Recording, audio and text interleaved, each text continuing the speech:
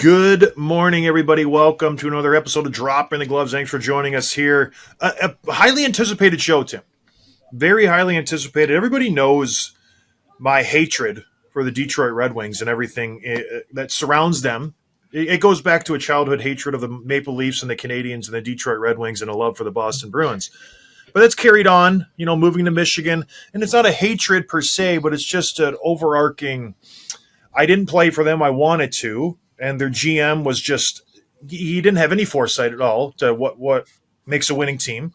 And then that kind of transitioned into my podcast years when they bring in Steve Yzerman. I just think he's ruining a one-story franchise that was down to the dumps per se, and he came in as the savior, promised us things, and has not followed through. And we have the epitome of Detroit Red Wing expert, host of the Winged Wheel podcast, Brad Krysko is here to join us. Brad, how are you today?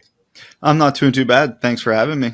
Wow, it's a pleasure that people are hopeful that you're going to set me straight, because everybody loves themselves some Steve Yzerman. I did a radio hit this morning in Toronto, and the broadcasters almost threw me off the air because I said Steve Yzerman's doing a bad job. Like this, he is untouchable here in Canada. Stevie Y, he's one of the best. I'm like, don't get me wrong, he's a great hockey player.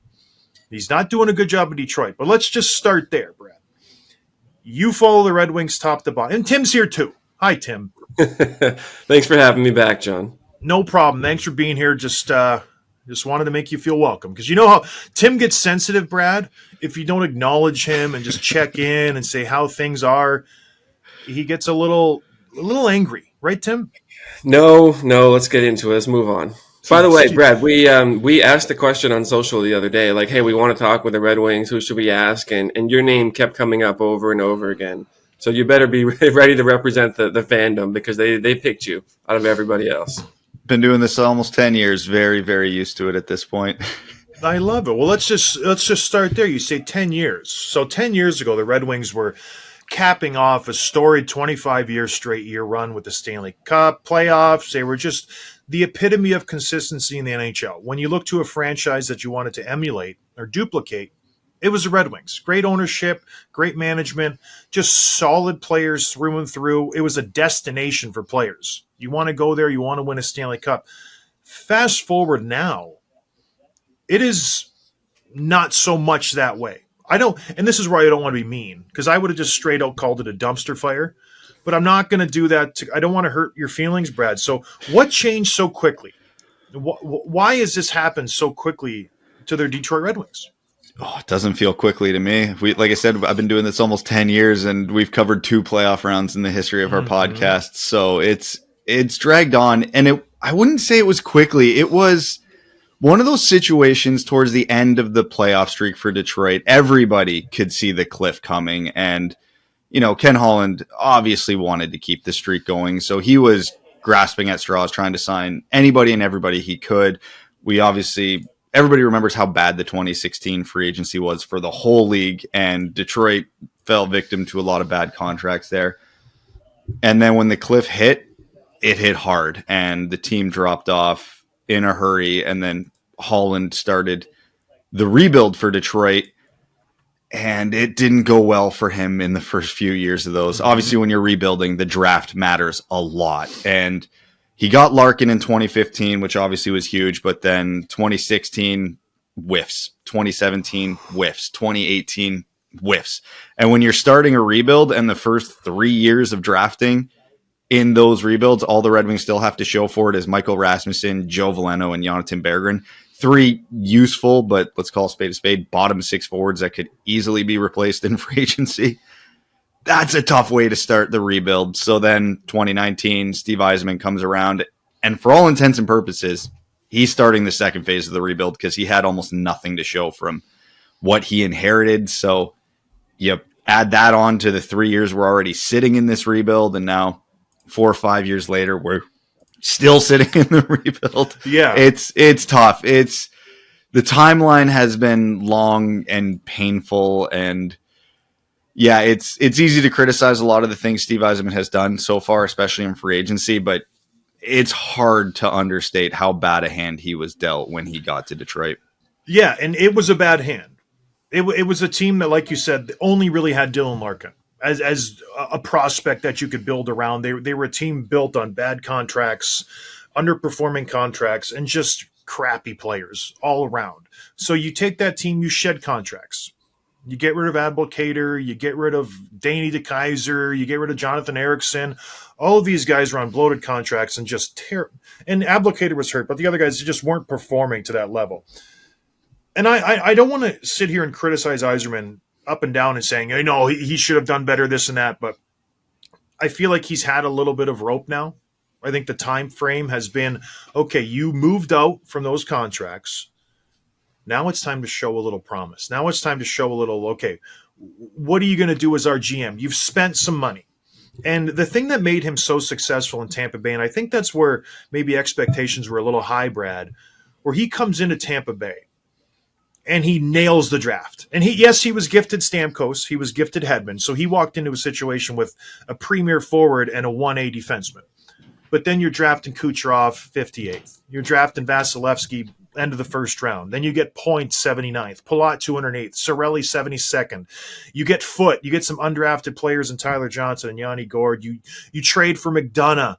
You get Chernak. The one bad pick he made, Jonathan Drouin, he flipped them for Sergachev. So it was like it didn't even happen. So all those things in Tampa Bay just fell in his lap and worked out in his favor. And I think people, when he came to Detroit, they're like, yeah, he's going to do it again.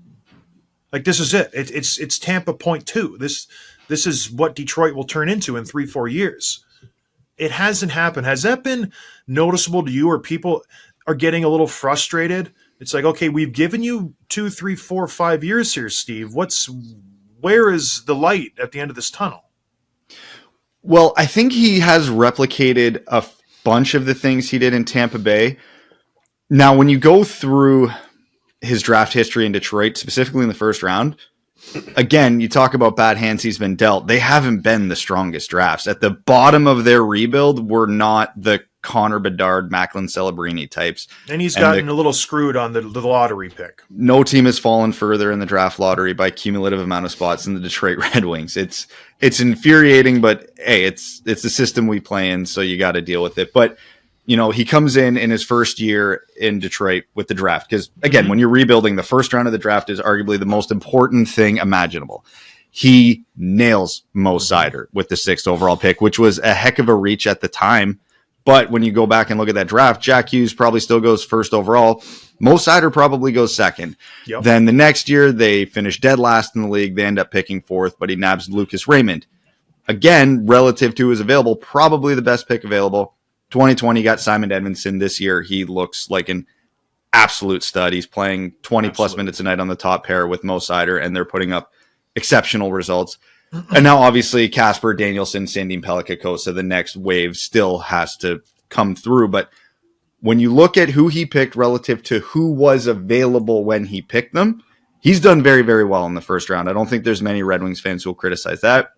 His philosophy for picking the later rounds leaves a lot to be desired. His second rounds especially have been poor, and he's missed a lot of big names that were there because whatever you want to call it, whatever reason you want to pin to it, but it hasn't worked outside of the first round. So the foundation for what he's had to deal with is good.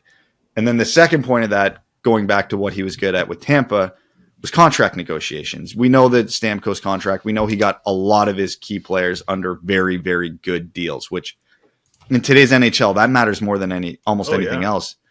You can have the best player in the league, but if you're paying him $16 million a year, well, that's going to hurt you in other parts of the roster. And this is the big thing why I have a lot of optimism for the rebuild. The current iteration of the Red Wing is filled with bloated contracts, overpaid players, and they're a cap team that's going to probably miss the playoffs again. But there's a handful of guys that really matter for when the Red Wings plan on competing and getting out of this rebuild. You look at Dylan Larkin, who's making 8.7. Great deal for what he does. And he's signed for another 7 years. Lucas Raymond's making a hair over $8 million. Great deal for especially for what he's likely to become. Mo Seider's in for less than Dylan Larkin's contract for another 7 years. So you have these core players signed at very, very good deals long-term, and all the bad bloated contracts in Detroit end within the next 2 years. So he's got the important players locked up long term for great deals.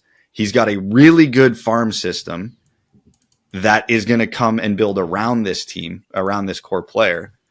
At the same time, where all these bad expiring contracts are going to be getting the hell out of town. So all of a sudden now you have the formula for flexibility, a good cap management, and a good prospect system. So he has to build around that. It's not like just because you have those things, it's a given that you're going to be good. But those are the foundations you need to build a team. And given some of the contracts he signed in free agency, I have hesitations about how well he's going to build around that core. Mm-hmm. But those are the most important pieces, and they're in place, and they're at good numbers. Do you agree? And we'll go back to this in a second, but I just want to stay on, the contracts he signed, especially this year. Just when you're developing players, when you're trying to get the best out of young players, you want to give them ice time, you want to give them opportunity. Do you agree with the idea that bringing in these vets, Kane, Tarasenko, Kopp, JT Compher, all of these guys in stealing ice time, essentially, does that help the growth of a player? Because it could, it kind of shields them a little bit. And then on the other side of that, on the back end, you have Mo Seider. Fantastic defenseman. We had him on the show. Great young prospect, 22 years old, 23 years old, can kind of do everything. You saddle him with a bag of rocks that Ben Sherrod is, and you say, okay, go out there and try to deal with this guy. Good luck. When you could have had him with Gostisbehere, who was fantastic. I love that guy, who is absolutely crushing it right now. And you let him go. Those decisions, I start to think, what are we doing here? Because it doesn't make sense. When you look at the underlying numbers with Seider and Sherrod, they're atrocious. Absolutely atrocious. But he doesn't seem to want to split them up, and he just keeps firing them out. So those are the things where I just have to say, what are we doing the right things here? Because I get what you're saying. I get it. The money comes off the books. These guys are going to develop. But track record, since he's been in Detroit, is just bad contracts for vets, strikes out in free agency, and then he doesn't know how to line pair anybody, and he gets rid of good young players and adds these meatheads on the back end. So I don't know. What do you think about that? Well, some of that comes down to coaching too, right? Because obviously when Seider, going back a couple of years, was playing with Sherrod, it was a dumpster fire. You're right. Everybody saw it. Then they pivoted to Seider with Jake Wallman, and that pair was very, very strong. Mm-hmm. That was a really good pair. They trade Wallman to San Jose. It's the worst trade of Yzerman's tenure, but now all the stuff's going down with Wallman in San Jose that who knows what's going on behind the scenes there. So maybe he knew something we didn't, but either way, you could have got something for him rather than giving him away with a second round pick. Then this year they start Seider with Sherrod again, and predictably it's a train wreck.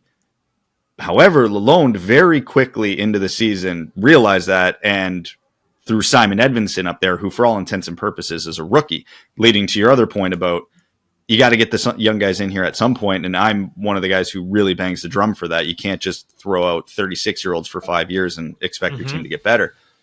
And Edvinsson and Seider on the top pairing have been special. They have been really, really good. Hell, the game against Chicago the other night, they had an 80% expected goals for percentage, which is insane considering they're playing the toughest matchups.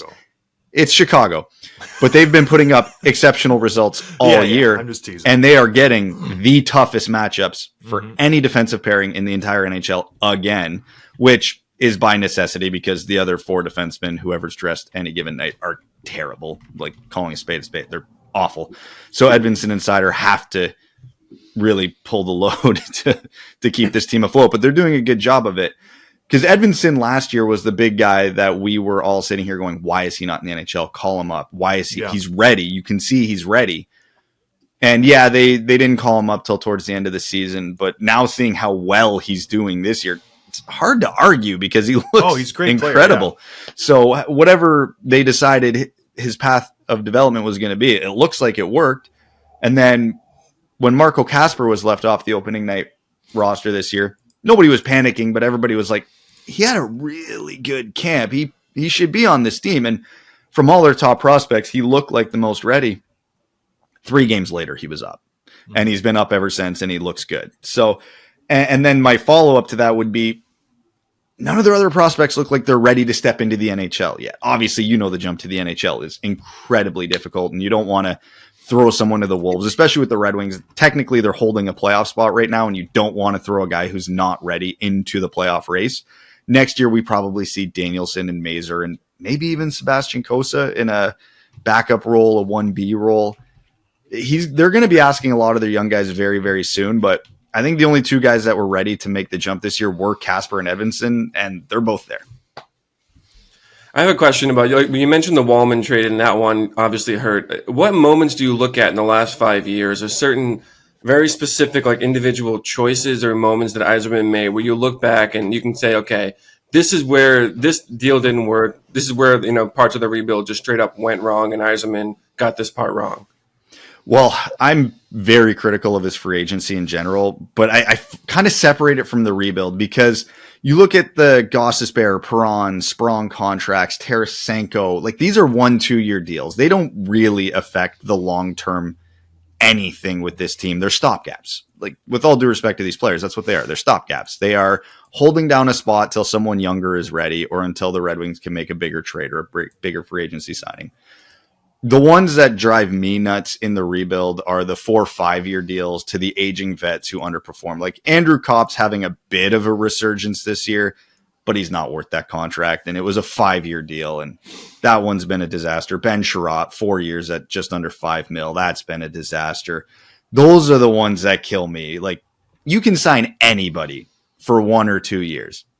At this point in the rebuild, truly, who cares? Again, they're stopgaps. If you can sign good enough players to get near the playoffs, maybe get crushed in the first round, great. That's probably better than most people were expecting relative to where the team was at 2-3 years ago. But yeah, as long as you're not getting saddled by the long-term contracts, which outside of a couple exceptions, he's done a good job in avoiding. Again, they still have the flexibility for the future. The recent, I'll call it screw up, was this summer was particularly tough just because Perron was great for Detroit. Gostisbehere was great for Detroit. And then he lets them both walk and they didn't sign for that much elsewhere. And then they bring in Tarasenko to replace Perron and Eric Gustafsson to replace Gostisbehere, and they've both been bad.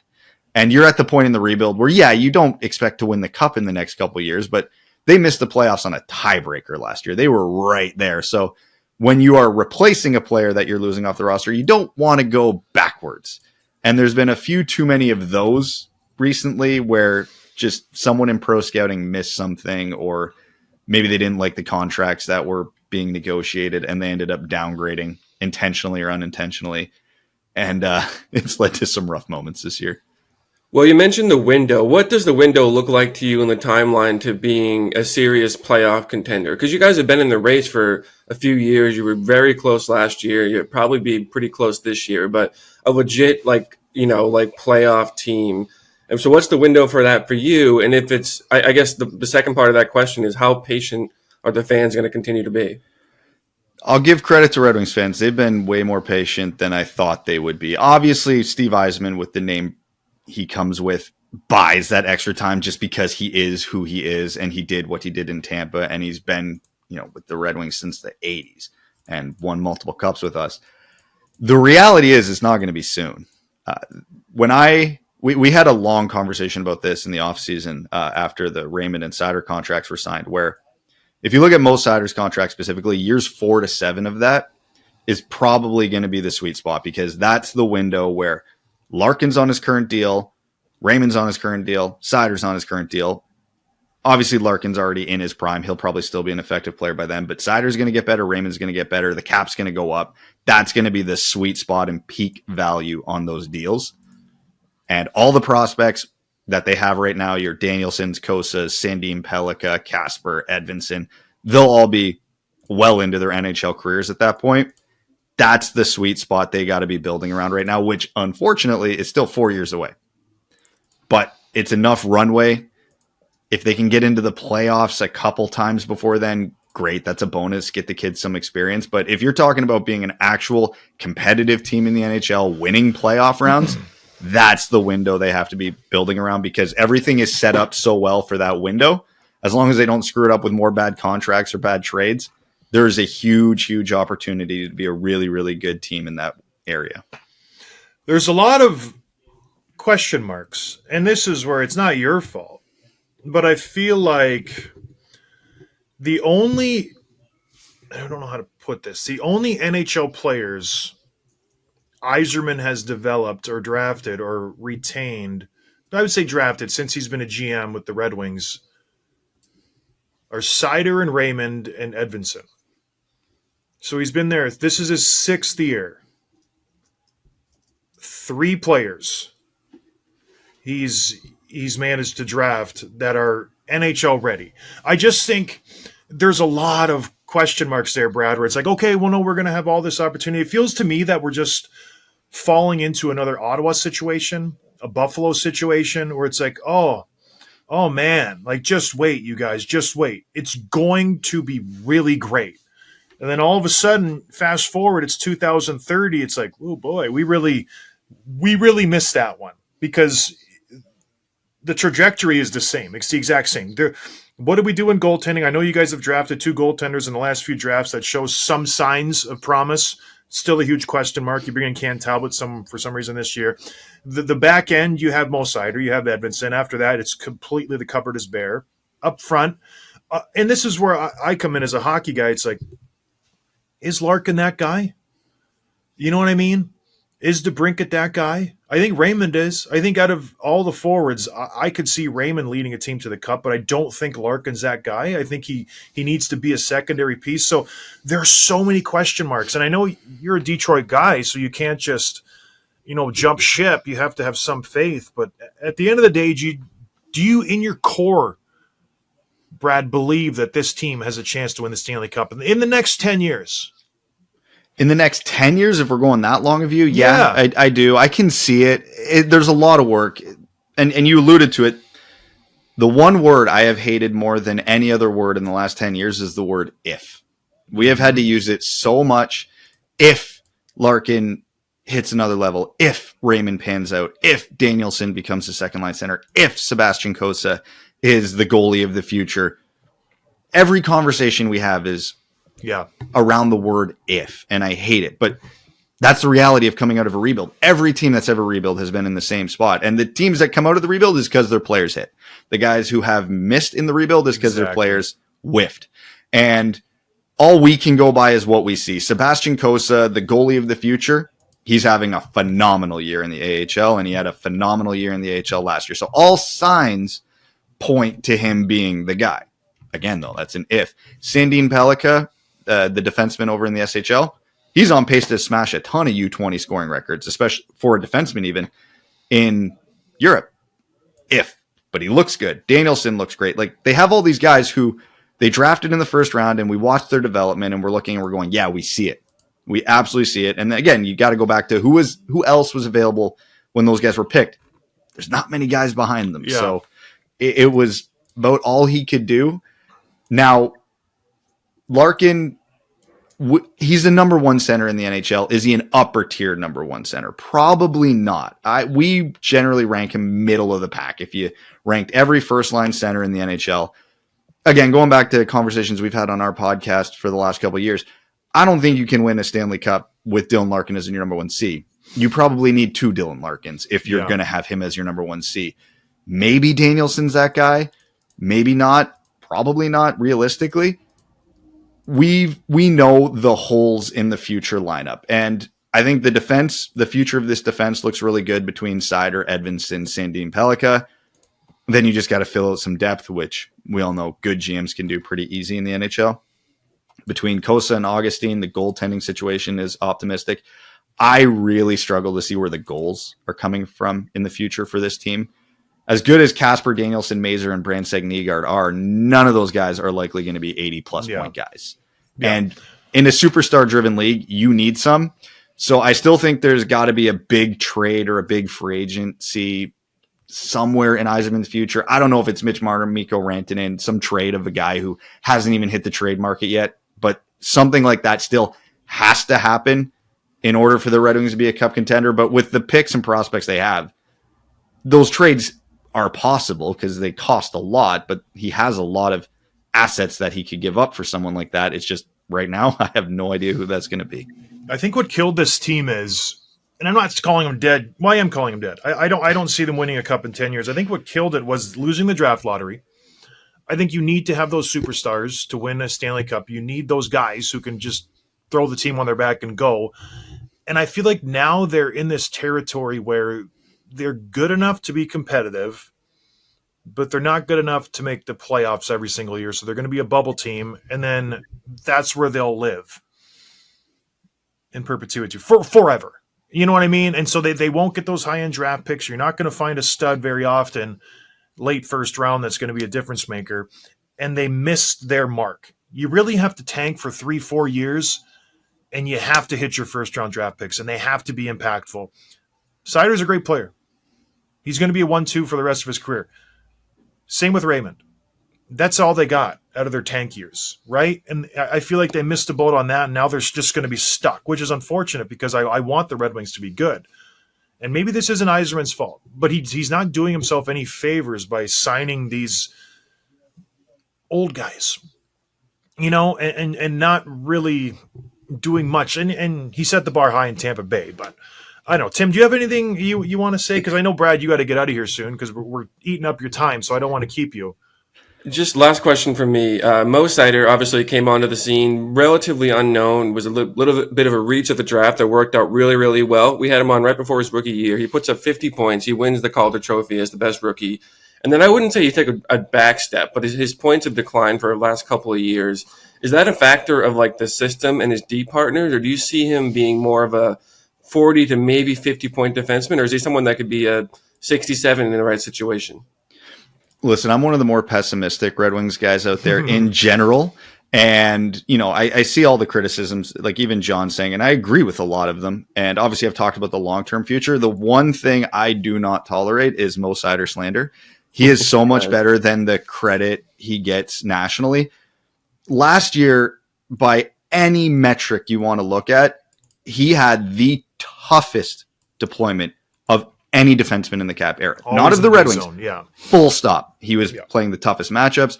He was never-ending stream of the Sidney Crosbys, Austin Matthews, Connor McDavids of the world.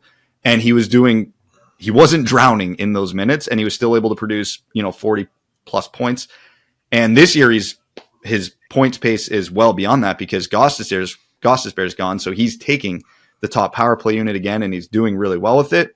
Now that he's got a competent defenseman beside him in Simon Edmondson, they are killing it. So I truly think the quote-unquote drop-off that Mo Seider had was deployment and the team around him. Because Mo Seider on his own, when he's put in a good situation, every time he's been put in a good situation, he's crushed it. So I will defend Mo Seider to the end of the earth and back. So you mentioned deployment. That's the coach. Yeah. How long until this coach is gone? I don't know, because it's a tough spot because I don't love that he has to work Seider and whoever Seider's D partner is as hard as he has to. But when you look at the defense below, in this instance, Seider and Edmondson, it's bleak. Sherratt and Petrie are getting caved almost every night. And then whether it's Johansson, Hall, or Gustafsson, they're throwing in the bottom pair, they're just getting killed. So Lalonde has almost no choice but to ride Seider's pairing that hard just to keep this team competitive. So you're telling me signing veteran guys that can't move very well and don't move the puck very well is not a good move? For the short-term success of this team, like I said, I have not liked Steve Yzerman's free agencies at all. They have really saddled the team in the short term. Because we've had people who co-host this show saying that their back end is better than it seems. And right, Tim, don't give me that look. What I said was they're better defensively as a D unit than they are at putting up points as a D unit, which I feel like is not that bold to say. So yeah, because they suck on the offensive zone. Like that's easy to say. Well, it's also a product of this system because Lalonde knows what he's working with. So he's playing a very conservative, very defensive system. And when you look at the Wings, they give up a ton of shots, but they collapse in the D zone. So it's not a ton of high quality chances against. But yeah, outside of Seider and Edmondson, there's nobody back there that moves a puck out of the zone very well. So it's about the only option they've got. Which is tough when it's a puck moving game. But anyways, I don't want to keep you any longer than we have to, Brad. This was great. I appreciate you jumping on. If you're new to the show or you're old to the show, go check out Brad and the Winged Wheel podcast. It's a great show. He does a great job with the Detroit Red Wings. It's a hard team to be a podcast host for because they are just frustrating. Very frustrating. Anyway, thank you, Brad, for coming on. Check out his podcast. We appreciate it, everybody. What's up, guys? Tim here. Listen, if you've been listening to the show for a while, then you know that I have an adopted rescue dog named Levi. He was around 6 when I got him. He's 8 now, and he's the sweetest and most loving companion you could ever hope to know. Dog owners know what I'm talking about. You want the best for your pets to help them live as happily and healthily as possible. That's why we partnered with The Farmer's Dog. The Farmer's Dog makes feeding real healthy dog food easy and convenient, and your dog will absolutely love it. Levi is obsessed, and he's been licking his bowl clean every day. The Farmer's Dog makes and delivers fresh, healthy dog food right to your door. It's developed by vets, nutritionally balanced, and made from real meat and veggies to the same safety standards of human food. A healthy diet isn't just important for people. It has all kinds of benefits for dogs, too. From healthier coat and skin to better breath, even easier digestion. Levi's energy has been so much better since making the switch, and he looks forward to mealtime in a way that he never has before. The package came in and everything was personalized with Levi's name. I mean it when I say these guys love pets the same way that you do. And now you can join the movement and get 50% off your first box of fresh, healthy food at thefarmersdog.com/gloves. Plus, you get free shipping. Just go to thefarmersdog.com/gloves to get 50% off. That's thefarmersdog.com/gloves. That was Brad Krysko, everybody. That was fun. The Winged Wheel podcast. He came in. Do you think went okay, Tim? Do you think I wasn't too hard on him? Yeah, so a little context there. So, we were talking about bringing more beat writers, reporters, analysts on from different teams so we can cover some teams in more depth. And obviously the Red Wings are an interesting one, so we kind of threw it out on social. And this podcast kept coming up, and Brad's name kept coming up. And then we kind of found out before we did the show, but after the fact of scheduling it, that he's one of the more realistic observers of what's going on with Detroit. And some of his co-hosts are the ones who are like, blindfolded, blinders on, that see only the positives and refuse to see reality. So I think it would have been fun to have one of those guys on that you two could really go at it, because Brad was like totally fair and realistic and smart and informed about everything. So it wasn't quite the temper flaring, podcast that maybe it would have been, but it was good to have some insight from him and realistic take on what working, what doesn't, and what's next, really. Yeah, it was a good one. I think he maybe played the part of like a debate pro and con a little bit much more than he wanted to, because I think he sees how this rebuild's going. It's not great. It's not going good. There are a lot of cracks in the foundation of this rebuild, and I'll stand by it. The two guys that are good are Seider and Raymond, and after that, that's it. That is absolutely it. Maybe Edvinsson, but that's it. You can't win a Stanley Cup with 3 guys, Tim. I think the if you look at the stats and the facts, and the fact that stands out the most to me that you brought up, and I don't think I realized, is that he's only drafted 3 players in 6 years who are on the NHL roster.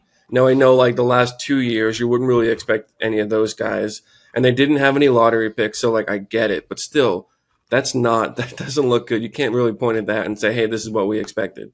Considering what he did in Tampa Bay. So he set that bar. He's not living up to it, but we'll see how it works out. I truly believe they will not win a Stanley Cup in the next decade.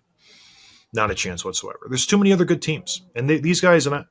Larkin's not that guy. He's a good player, but he needs to be your second line center in order to have any chance whatsoever.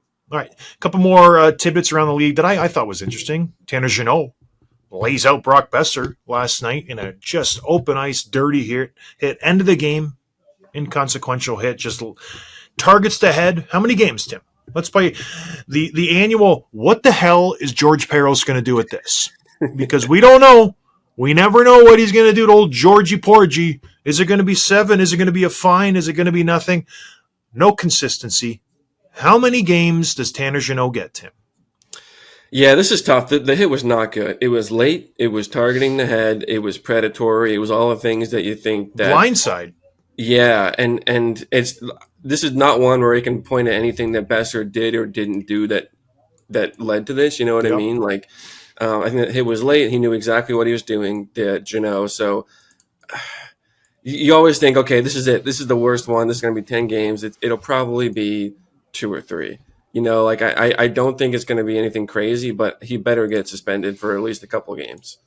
Yeah, I think you're right. I think it will be 3, but who knows? And does the speed of the players make an impact? Because it was a pretty big hit. Tanner Jeannot kind of glides into him, so it's not like a huge hit where Besser's helmet bangs off the ice and he's out cold. So Besser does get up and skates off on under his own power. So the dramatic impact of him like not being asleep on the ice maybe plays a part in that. But does that change the suspension to you, Tim? Well, it makes me wonder about like guys who aren't as quick in the NHL. Like everyone in the NHL is fast. Even the slowest guys are still playing at a fast level. But do you get a little more great, like from you, right? Especially because you were big and the refs had an eye on you at all points. Like, were you able to make a hit a slightly later and they would be okay because they know that you can't get there as quick, or because you don't get there in time, you don't get to make the hit? Yeah, no. And then just your sheer size. So that played a part. And my hit on Louis Eriksson. Just a hair late. It wasn't late. I'll give you that. Wasn't late, but I still got no penalty on the play, but I got suspended. So yeah, there's that always plays a part. And Tanner Jeannot is a physical guy, but this one he should get 5. He'll get 2 to 3. For whatever reason, George doesn't put the hammer down on these types of hits. I don't know why. There's no good reason why he shouldn't. This is the one type of hit where it's like, come on, man. You're coming from his blind side. The puck's gone 1, 2, 3 seconds. You have every opportunity to just hit him in the shoulder, but you pick his head. Doesn't make sense to me whatsoever. He should get 5 or 6, but he'll get 2 or 3. I don't. But he's not allowed to. Can't fight him because then you get an instigator. All right, another interesting tidbit. Say his name for me. Michkov? Michkov. Matvey Michkov has been healthy scratched by the Philadelphia Flyers. The most exciting player on your team. Maybe Norris front runner. Calder, Calder, yeah. One of the guys that are vying for it. Torts says, nuh-uh. You're not playing my way. You're going to sit in the press box, my friend. Benched him a little bit. Did not get the message. I'm going to not even let you put your skates on. Not even an option. Sit in the press box. We'll see how it goes. Do you honestly think, Tim, that this guy will get the message? That he's going to sit in the press box and he's going to watch the play and he's going to really, really figure out what's going on? Or is this going to just annoy this young Russian superstar who is second on the team in points right now, playing not fantastic, but he's playing really good? What's the end game here? Does the message get sent to Matvey Michkov?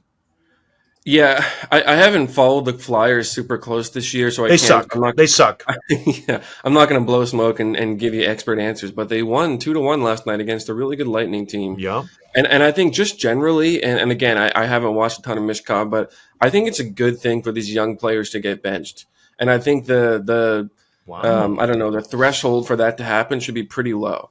Like, it's really easy for these guys to think that they can do things that they did in other leagues in the NHL and either have a massive boost in ego when it works and a massive blow to the ego when it doesn't, and they think that something else is wrong with them. So I think it's good to just keep them in check, remind them that this league is really good, remind them that they're not going to dominate like they would in other leagues, and it's bigger than the individual stuff. So I think generally as a principle, I think benching young kids, especially ones like this, is a good idea from time to time, as long as Torts does it right. And I think he did it right this time, because he's been on the rumor mill about him being the next coach out, which doesn't make a ton of sense to me. I don't know what you'd expect from another coach to get more out of this roster than what you're getting right now. So I hope this doesn't impact that, and I feel like he's a good coach for where this team is right now. Yeah, speaking of inflated egos, what does this do to Torts' ego now? Because he sits their second leading scorer, and then they go out and they win 2-1. This just validates. This just fuels his fire. How good did he feel after this win? What is he doing in the coach's room after this game? Just looking at himself in the mirror, it's the yeah, you're the man. I don't love anything as much as Torts loves winning a hockey game 2-1. That is That's his bread and butter. So yeah, I bet he's feeling pretty smart this morning. Yeah, rightfully so. I didn't think you were going to take that angle on it, Tim. I'm surprised. Usually you're a pro player type guy. Yeah, I mean, benching an 18-year-old for one game is not an anti-player approach, I don't think. Do you think he continues sitting after that? Because you cannot put him back in the lineup. Who do you take out? You just win 2-1 versus one of the best teams in the league. Yeah, they called up a couple of guys, I think, from the Phantoms. I don't know. Is it one of those situations where you keep the lineup as is until you lose, and then you make some changes? I think so. And then Michkov comes in and they lose again. This could be a situation where you find yourself on the outside looking in all of a sudden. And then what do you do? But anyways, I just thought that was an interesting situation. That's all for me, everybody, today. It's a nice Friday. Go out and have a nice weekend. Get yourself some beers. Have some fun. We'll talk to everybody on Monday. Cheers.